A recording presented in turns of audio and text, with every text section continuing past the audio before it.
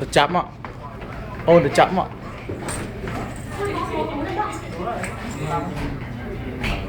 Đá lên tôi lan rồi. Thì đá. Đá. Thì đá. Tôi vô lan rồi. Tôi lan.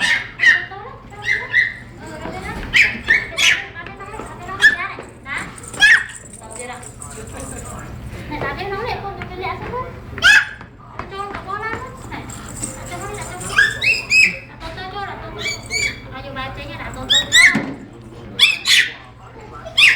Nha.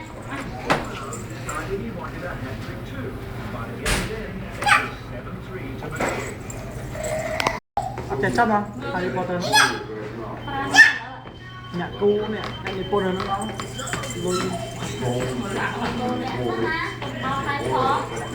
Rồi mới côn ôn. Người vậy? Ôi con thằng nhà này đó. Nè. Đá. Chơi đó. Đó. Nó được bao nhiêu nữa?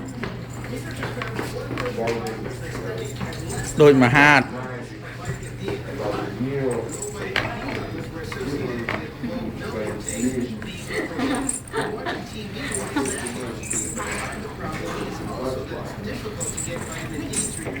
Bạn tôi cho được bây giờ. Quả cô mày lớn má không? Má mày fix không?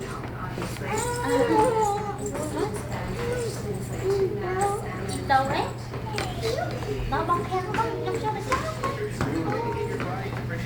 Đấy rồi mà nó sao cái không? Sao đấy chứ nhỉ?